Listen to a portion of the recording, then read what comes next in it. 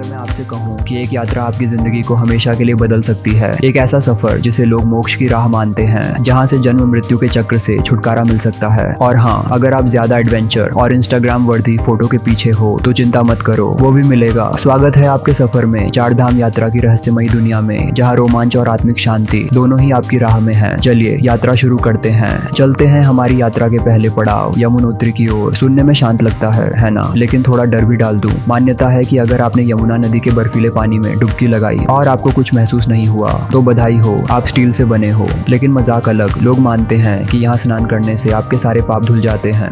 अब लॉकडाउन के बाद हम में से ज्यादातर लोग थोड़े बहुत पाप तो धोना चाहेंगे, है ना? यमुनोत्री तक का सफर भाई साहब एडवेंचर लवर्स का सपना है। घने जंगलों से गुजरते हुए, पहाड़ों के बीच संकरी पगडंडियों पर चलते हुए जब आप ऊपर पहुंचते हैं तो वो पहली नजर में यमुना नदी और फिर माँ यमुना को समर्पित मंदिर। चाहे आप धार्मिक कारणों से आ रहे हो या बस एक शानदार फोटो के लिए, यहाँ आना तो बनता है। और यहीं से आपकी मोक्ष की यात्रा शुरू होती है। यमुनोत्री को मिस किया तो शुरुआत में ही फिसल गए। चलिए अब चलते हैं हमारे अगले पड़ाव की ओर, जहाँ कहानी और दिलचस्प होती है।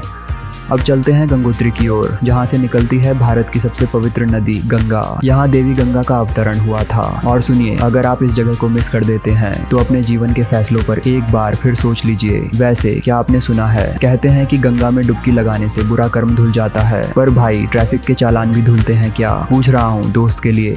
सच में गंगोत्री केवल पापों से मुक्ति के लिए नहीं है, ये जगह तो खुद में ही अद्भुत है। बर्फ से ढके पर्वत, झरने और सबसे शुद्ध नदी का पानी और गंगा आरती, वो तो आत्मा को भी झंकृत कर देगी। ये ऐसी जगह है जिसे आप स्क्रॉल करके नहीं देख सकते, इसे महसूस करना होता है। अब ध्यान दीजिए, जो लोग मानते हैं कि ये यात्रा जल्दी करनी चाहिए ताकि आपकी सांसारिक बंधनों से मुक्ति हो सके, तो देर क्यों करें? अभी तो आधी यात्रा बाकी है। अब तैयार हो जाइए केदारनाथ के लिए, क्योंकि ये यात्रा कोई बच्चों का खेल नहीं है। सच में यह सबसे कठिन लेकिन सबसे शानदार पड़ाव है। जरा सोचिए, चट्टानी रास्तों पर चलना, ग्लेशियरों को पार करना और चारों ओर से बर्फीले पहाड़ों से घिरे हुए, पर ये सब करने के बाद जो आपको मिलता है वो है भगवान शिव का सबसे पवित्र धाम। इसे देखकर वाकई लगता है कि हाँ, मेहनत की कमाई है। वैसे क्या कभी किसी ने ऐसा महसूस किया है कि 1200 साल पुराना मंदिर जो प्राकृतिक आपदा से भी बचा रहा, उसे देखकर आप विनम्र न हुए हों? कोई नहीं, बिल्कुल सही। लेकिन रुकिए, यहाँ सिर्फ मंदिर ही नहीं, शिव के ज्योतिर्लिंग का विशेष महत्व है। यहाँ प्रार्थना करने से सबसे कठिन कर्म भी मिट जाते हैं, ऐसा कहते हैं। तो अगर आपकी जिंदगी में बहुत सारी गलतियां हो चुकी हैं तो ये जगह सही है सब कुछ सुधारने के लिए। केदारनाथ सिर्फ एक यात्रा नहीं है, ये एक एहसास है। लेकिन यात्रा अभी खत्म नहीं हुई। अंतिम पड़ाव यानी बद्रीनाथ अब भी बाकी है। और अब आ गए हम बद्रीनाथ पर, जहाँ भगवान विष्णु का निवास है। यह जगह सच में स्वर्ग का द्वार है। आपके चारों ओर नीलकंठ पर्वत, अलकनंदा नदी, ये जगह धरती पर स्वर्ग से कम नहीं। अगर आप मोक्ष की राह पर नहीं भी हो तो भी सोचिए, किसे गर्व नहीं होगा कि उसने स्वर्ग के दरवाजे पर खड़े होकर फोटो ली है। बद्रीनाथ मंदिर न सिर्फ धार्मिक रूप से बल्कि स्थापत्य कला में भी अद्वितीय है। यहाँ की ऊर्जा इतनी प्रबल है कि बस यहाँ आकर ही आपको लगेगा कि आप मोक्ष की ओर एक कदम और बढ़ चुके हैं।